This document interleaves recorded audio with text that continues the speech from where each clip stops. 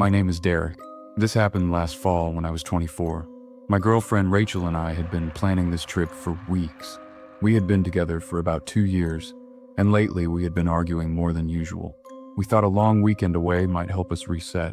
We found a cabin rental in the Catskills in upstate New York. I spent hours searching online, trying to find something private, but still accessible.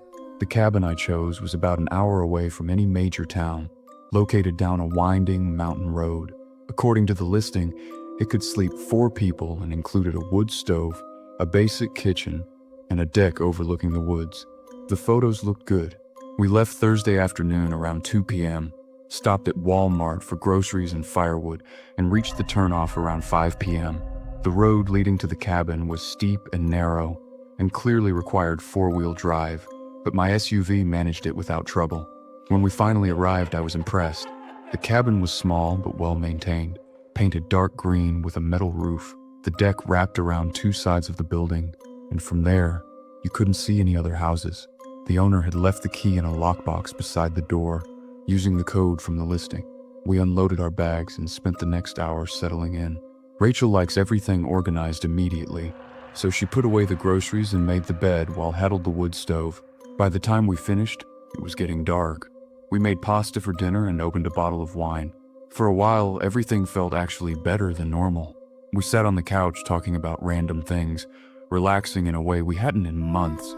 Around 9 p.m., there was a knock at the door. Both of us jumped, because we definitely weren't expecting anyone. I stood up and turned on the porch light.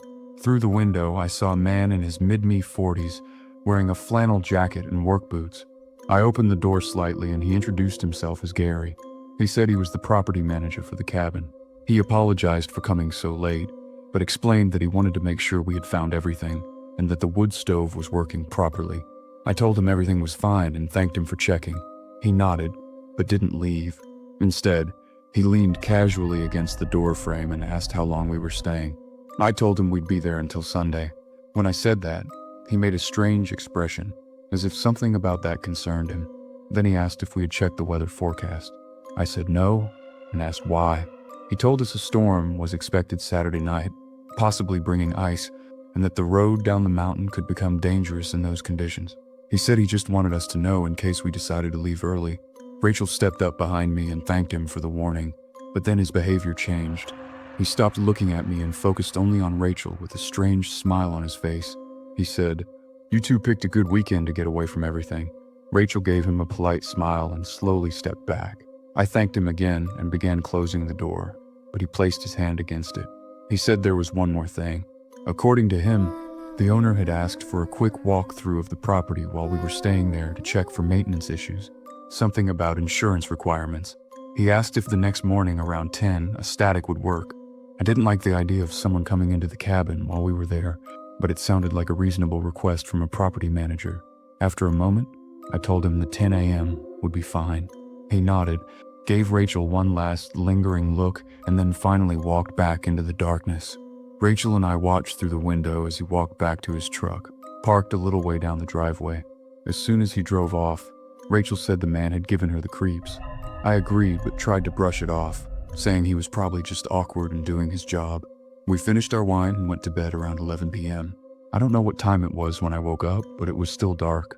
The room was cold because the fire in the stove had died down. I lay there, debating whether to get up and add more wood, when I heard something.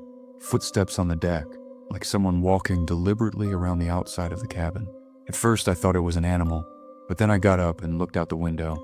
I couldn't see much in the darkness, but I thought I saw movement near the corner of the deck. Then the footsteps sound stopped. I stood there for a few minutes, listening, but heard nothing else. I checked that the door was locked, added some wood to the stove, and went back to bed. I didn't mention it to Rachel in the morning. She was already stressed about Gary, and I didn't want to worry her over what was probably just a raccoon or some other animal. We spent most of the morning on the deck, drinking coffee and reading. It was actually really pleasant. A little before 10, Gary's truck pulled up. Rachel and I were still outside, but I noticed he was not alone this time. There was a younger man with him, probably in his early 20s. Gary got out and waved, explaining that he had brought his nephew along to help with the inspection. The nephew stood there observing the property. I told Gary it was still a good time, and he nodded. The four of us, Gary, his nephew, Rachel, and I, went inside. Gary walked through every room, checking windows, inspecting the wood stove, and opening and closing doors. His nephew did nothing, just kept watching. Rachel leaned over and whispered that it didn't seem like a real inspection. Gary was taking too long and looking at things that clearly didn't need maintenance. When they reached the bedroom, Gary commented that the bed was positioned wrong and should be against the other wall for better heating efficiency. I told him we were comfortable with how it was. He shrugged and said, "Suit yourself," but mentioned that previous renters had complained about being cold. His nephew was standing in the bedroom doorway now, still silent, just staring at Rachel. Finally, after what felt like forever, Gary said everything looked good and that they'd be on their way. As they were leaving, he mentioned he'd probably stop by one more time before we left, just to make sure we hadn't run into any problems. I didn't respond. As soon as their truck drove off, Rachel said we should leave. She felt something seriously wrong about those two, and she didn't feel safe staying there. I tried to calm her, saying they were probably just weird locals and that we'd paid for the whole weekend, but she insisted. Rachel started packing her things, and I could see she was genuinely scared, so I agreed. We threw everything into the car as quickly as possible. As I was loading the last bag, I noticed something tucked under the windshield wiper, a small piece of folded paper. I pulled it out and opened it. In messy handwriting, the note said, "Door doesn't lock right. Easy to get in." I showed it to Rachel, and her face went pale. She asked if it was from Gary. Honestly, I didn't know it could have been him trying to scare us, or someone else entirely, maybe even his nephew. Either way, we both wanted to get out. I locked up the cabin, and we started down the mountain road. We'd only been driving a few minutes when I saw a truck parked on the side ahead, partially blocking the narrow lane. As we got closer, I realized it was Gary's truck. He was standing next to it, waving his arms like he needed help. I slowed down, but Rachel immediately said, "Don't stop, just keep going." But he was blocking enough of the road that I couldn't easily pass without driving into the ditch. I stopped about 20 feet from his truck and rolled down my window. Gary walked toward us and said he'd blown a tire and his phone wasn't getting any service. He asked if I could give him a ride to the nearest gas station. It was only about 15 minutes down the mountain. Rachel grabbed my arm and whispered, "No, absolutely not." I looked at Gary and told him I couldn't, that we were heading the opposite direction. It was a lie, but I didn't care. His expression changed. He stepped closer to my window and said, "That's not very neighborly of you." I put the car in reverse and started backing up.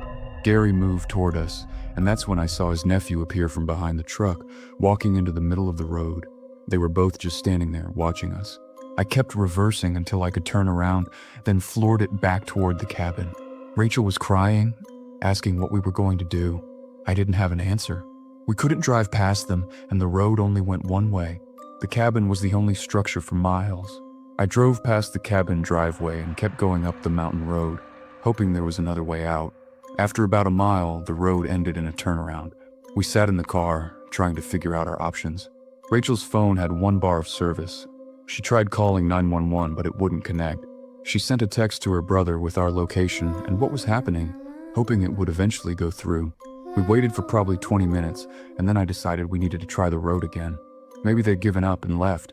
I drove back down, past the cabin, and as we neared the spot where Gary's truck had been, I saw it was not there anymore. The road was clear. I felt a brief sense of relief, but then wondered if it was a trap, if they'd just moved somewhere else to wait for us. I drove slowly, checking every turnoff and wide spot in the road. We made it about halfway down the mountain when we saw them. Both of them, Gary and his nephew, standing in the woods, maybe 30 feet off the road. Rachel started screaming at me to go faster, my hands shaking so much I could barely keep the car straight. We finally reached the main highway and didn't stop until we found a gas station with people around. We sat in the parking lot for about an hour, both of us just trying to process what had happened. Rachel's text to her brother had gone through and he called the police. We gave our statement over the phone, and they said someone would check the property. We got a partial refund from the rental site after explaining the situation, but they said the property manager claimed we'd left early due to weather, and there was no record of any incident. I left a detailed review on the listing, but it was removed for violating community guidelines. That was 4 months ago. Rachel and I aren't together anymore. The trip didn't help us reset like we'd hoped. If anything, it made things worse. We broke up about a month later, Not because of what happened, but because of how we handled it afterward. She wanted to report it to more authorities, maybe contact local news, and I just wanted to forget it.